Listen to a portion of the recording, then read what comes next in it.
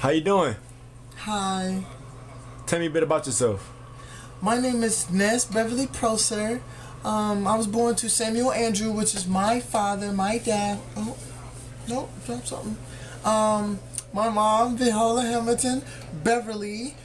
We were born, or I was born in the state of Texas in Yoakum, and I was born on December 30th, 1897. I'm sorry.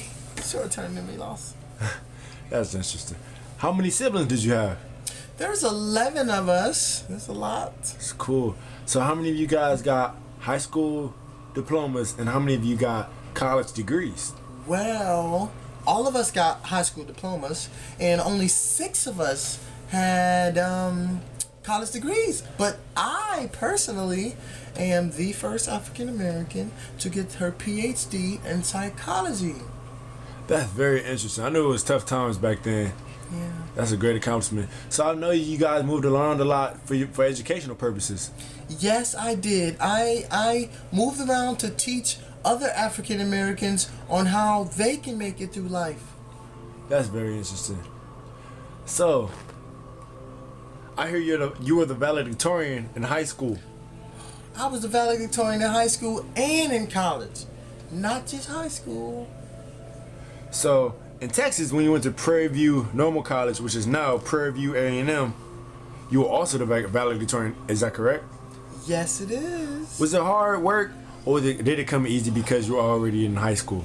No, it was actually extremely hard work. I had a lot of studying. I didn't have the opportunity most people had, and around that time, whites and blacks were extremely separated, and it was just 2 times harder for me to make it rather than come by easy. That's very interesting. So once you returned to Yoakum and taught short term at your segregated schools at home, I hear that you also became an assistant principal at Clayton Industrial School in Manor, Texas. Yes, and that was actually extremely hard work for actually a African American to actually make it in that field of work. It was awesome, but it was hard. I know it was hard because after accepting that, and you also started to accept a long-term position at Anderson High School, where you taught English and coached their interscholastic league. The organization sponsored events for black African American high school students throughout the state. That must have been a great burden to carry. Oh, it was. It was. At those times, it was rough for a woman to even. It was. Oh, it takes my breath away. I'm sorry. It was just rough. It for surely was. So a lot of people would say that they're proud of you. Am I correct? Yes, they are. They are. They seem to be, at least. That's very interesting. Well, throughout your legacy, I know you were one of the key figures in debate on how to best educate black students. Would you agree? Yes, and this reason is because of the fact that I had to go through all that struggle. I had to actually be one of the first African Americans to even get the PhD in a field where it was predominantly white. But on another note, because it just popped in my head. Sorry if I get points off for my interview, but my mom was a homemaker and my dad was a waiter, and you would think they would be switched, but they weren't. But my dad brought the best food home. Oh my gosh, the collard greens, the cornbread, that had to be very good. Yes.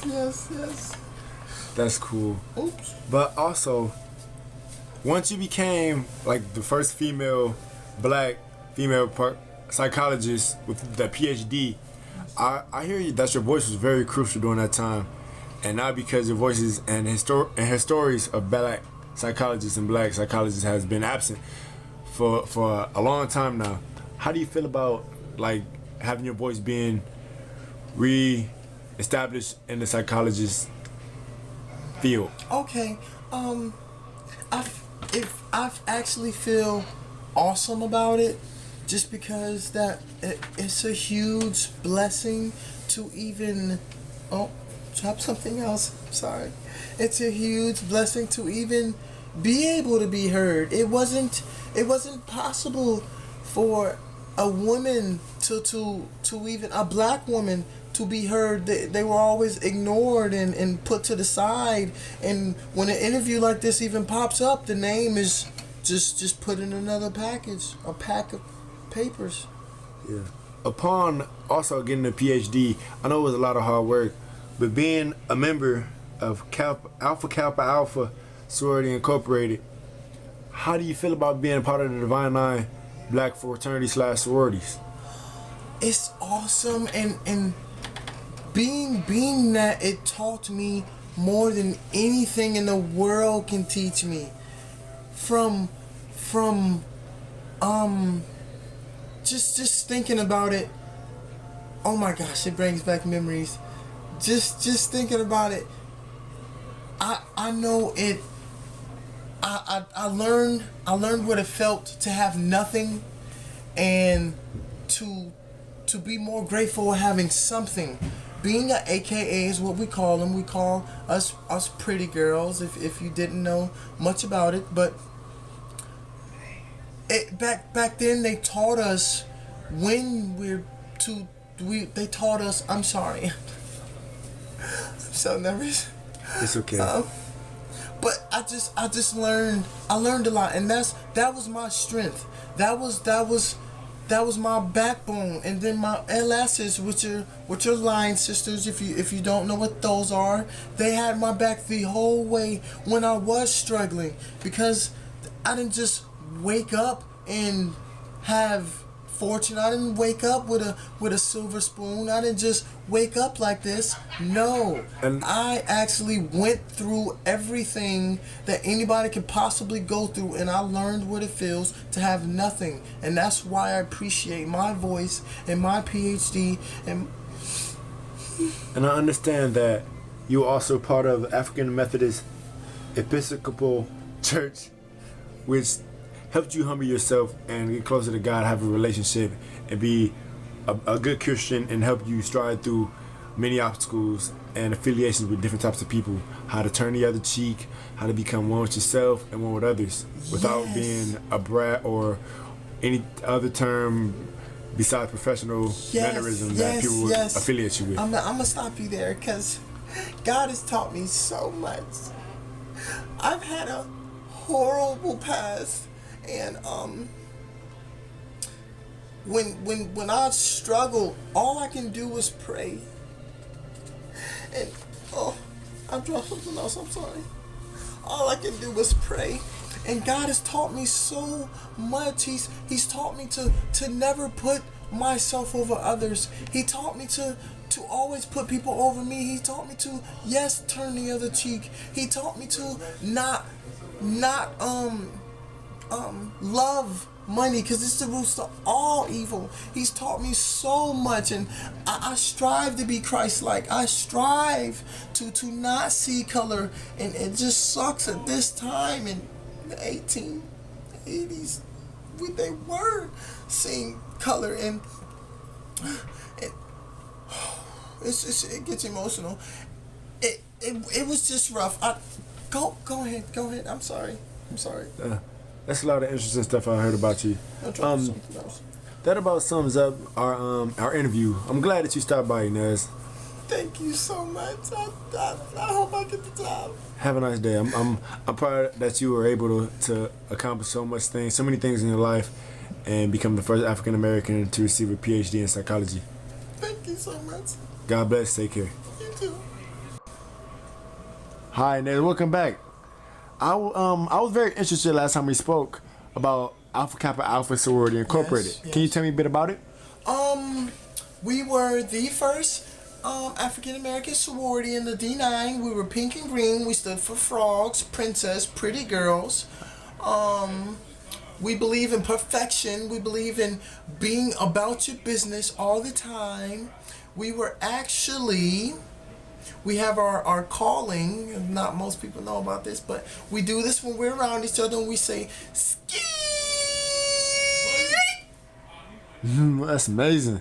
But earlier in your statement, you said the D9. What is the D9? Oh, the D9 is it's short for Divine Nine. There's 5 African American fraternities and 4 sororities.